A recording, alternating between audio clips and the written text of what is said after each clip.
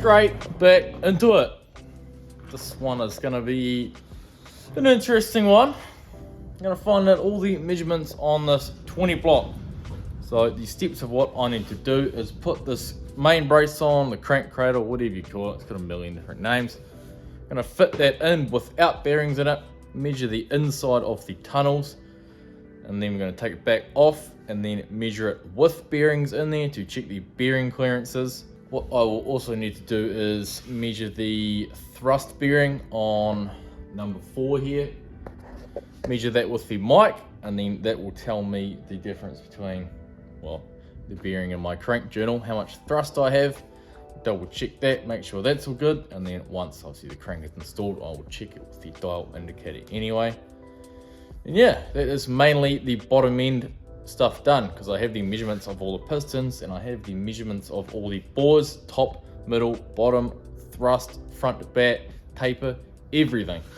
The only thing I haven't measured is, well, obviously the block tunnel. So today we will be cracking into it. The first thing to do on the agenda is to clean this brace up. Now I've given it a wash and a power wash and a degrease, but just want to get the little bits of dirt and little flash rust bits out.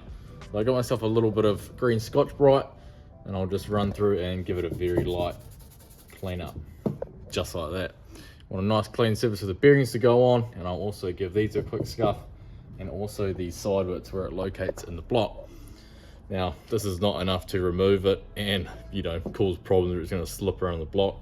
This is just to remove the little layers of dirt on top. So we're getting precise metal to metal measurements.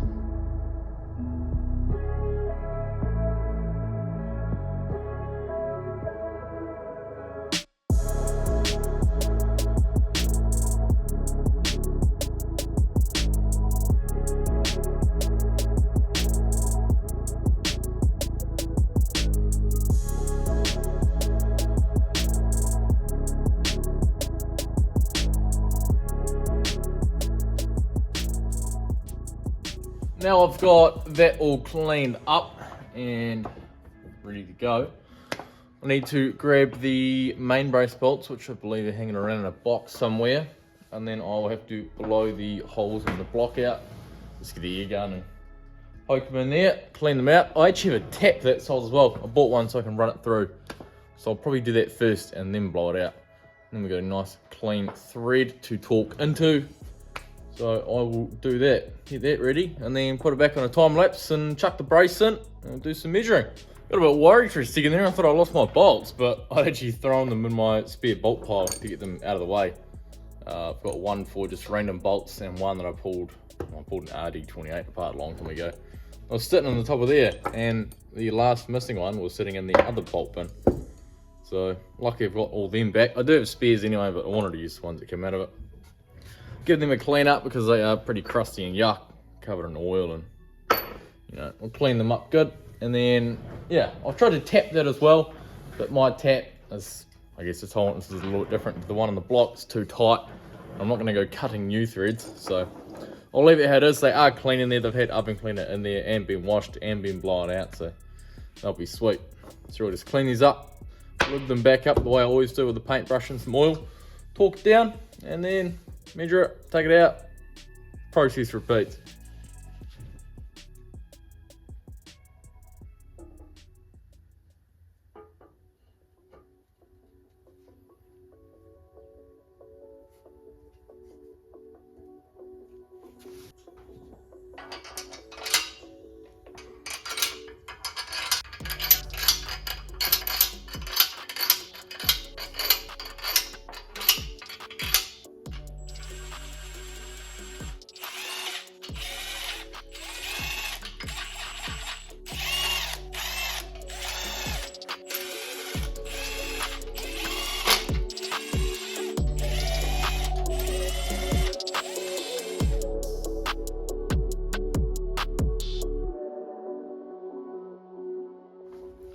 First step is 20 foot-pounds, and then I will go to 43, the magic number I've always used.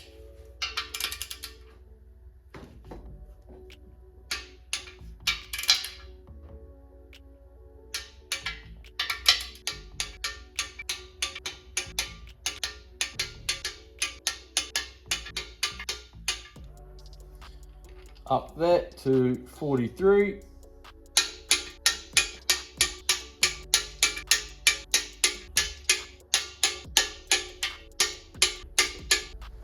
Now that we are all torqued down, you can give this tunnel a measure and check our inside diameters. The reason that is important is because if it was, well, not in spec, it means your bearings wouldn't crush as well as they should. And obviously a bearing that doesn't crush means that's a bearing that doesn't seat.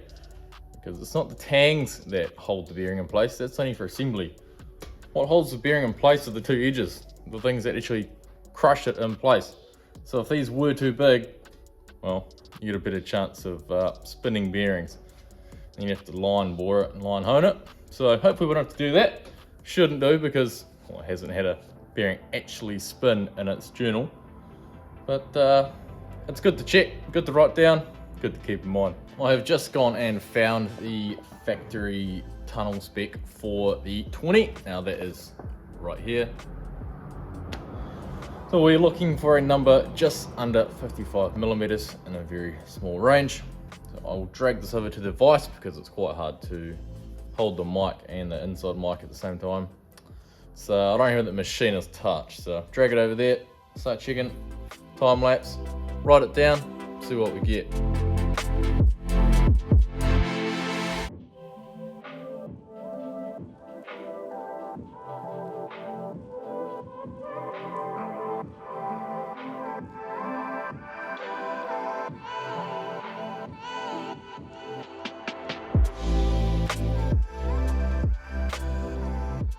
I have just finished up with the main tunnel, well, measuring, and we are in grade 3, which is, what was that, 663 to 672. So that's less than 672, but more than 6.3.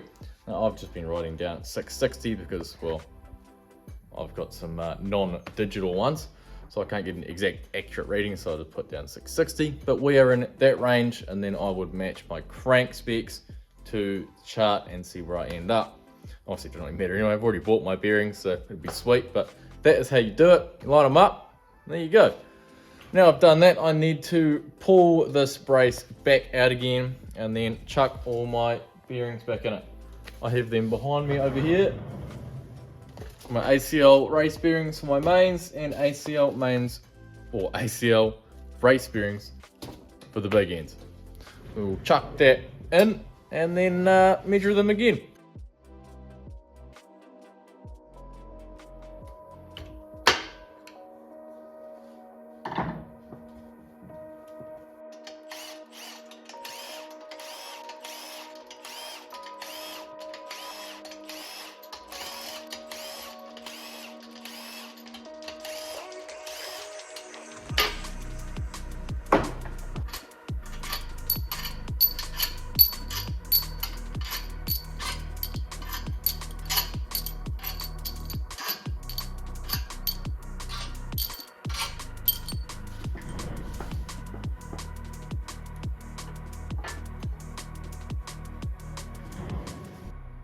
Got my ACLs out of their little vacuum bag, and one thing I've completely forgotten that ACLs have that NDCs or OEMs obviously don't is annular grooves. They have grooves in each end of the bearing for the brace side and a full groove on the block side.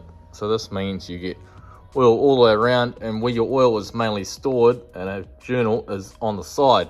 Because bearings are not a perfect circle. They store oil on the sides here. So that's actually quite good to know. I completely forgot about that. Probably should have been buying ACLs more often instead of the NDCs, but you know. So what I'll do is chuck the bearings in the block, and I'll chuck the bearings in the brace here, and I want to measure on the brace. I want to measure the thrust. So I will get the little mic and measure that. I did measure it just now, but since it doesn't have anything behind it, it kind of squashes in a bit. So I want it in the brace to get its final measurement where it's sitting in place, and then we can figure out what kind of end float we'll end up with. I have just gone and fitted all the bearings in the brace and all the bearings in the block here. And I also just come to measure the thrust, but the problem is it actually doesn't fit. Doesn't fit in here. So we're gonna have to scrap that idea, and I'm gonna have to check it the normal way with it out of the brace. Same method as before anyway. I've got all these down and they are all clean. Wiped off all the bearing little dust you get when you push them in, it scrapes the backside. Make sure you've wiped all that off. Once these are all seated, I'm gonna sit this back in the block and put it back down again.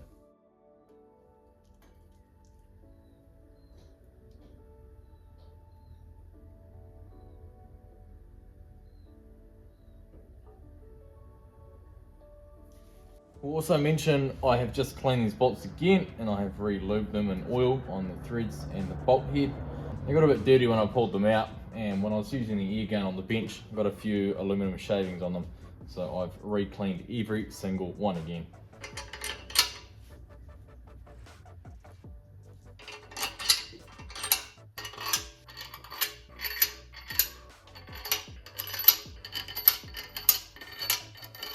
I've just snugged them down with the ratchet. It's now sitting nice and flat on all of the faces. Back to 20 foot-pounds and start torquing it again when I find a way to hold it properly.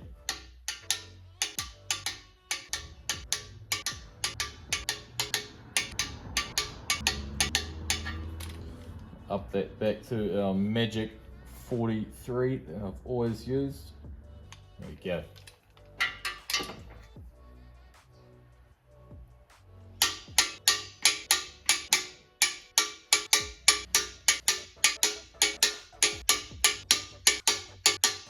And now what I'm going to do here is check my bearing clearance. So I guess I will get to it and roll the time lapse.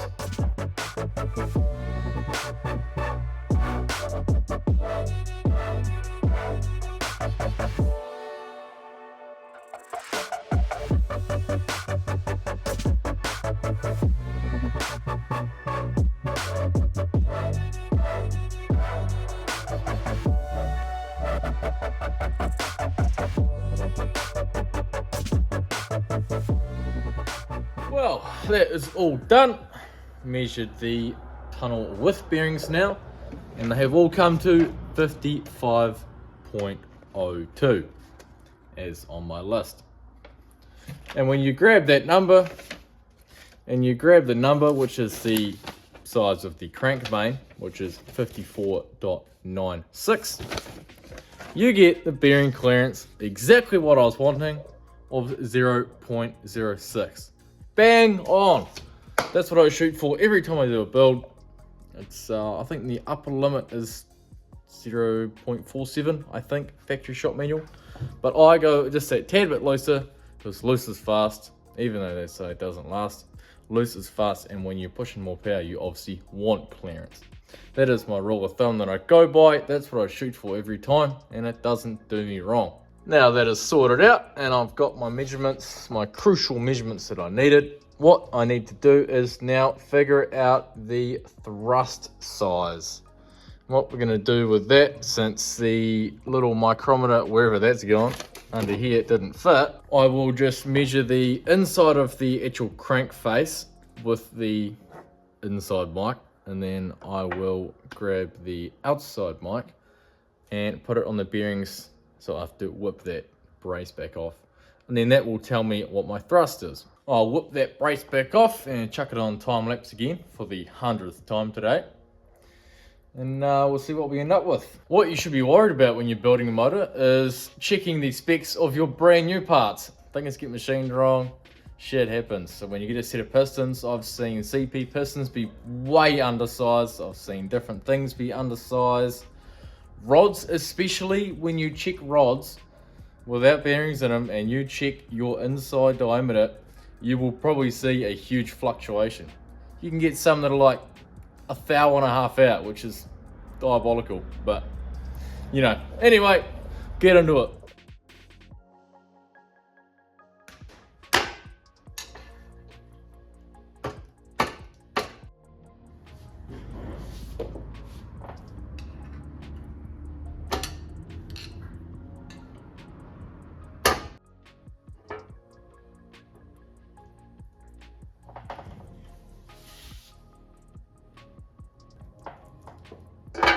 just measured up the thrust bearings here. There is a little bit of fluctuation in these bearings between the middle and the bottoms. They are both 26.96 in the middle, and they fluctuate to about 9.4 to 9.5 down on these lower parts.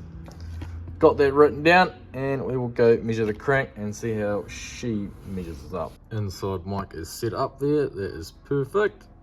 We'll pull it out like that and read it. Gonna have to change this out because that's definitely not reading 30 mil.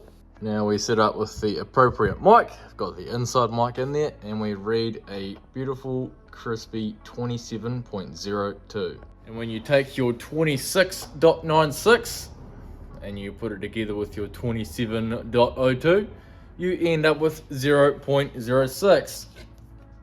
Again, bang on. So we've got 0.06 millimeters of thrust, which is in spec, because only in a previous video I just did. The clearances are 0.05 to 0.18 is your factory spec. And we're just above minimum. That is perfect. I'm gonna wrap it up for this one. Got a fair bit done today. Got all my block checked out. I know everything's sweet. The bearing's gonna work, the crank's gonna work, everything's gonna be fine. Nothing is gonna bind. We're on. So now I've done all that, I will get into it tomorrow. I need to now do exactly the same with the rods. Measure the inside and then measure with the bearings, and that will tell me my big end clearance, which is obviously just as important as your main bearing clearance. And once that's done, it's really gapping the rings and assembly.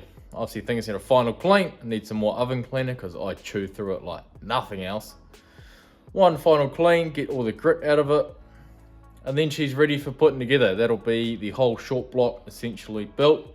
And then I'm going to have to get back into the head because I haven't touched it since I ported it. And I still haven't finished porting it. And yeah, got more work to do. Got to pull the plugs out and still tap and grub screw it. So this is a whole nother job.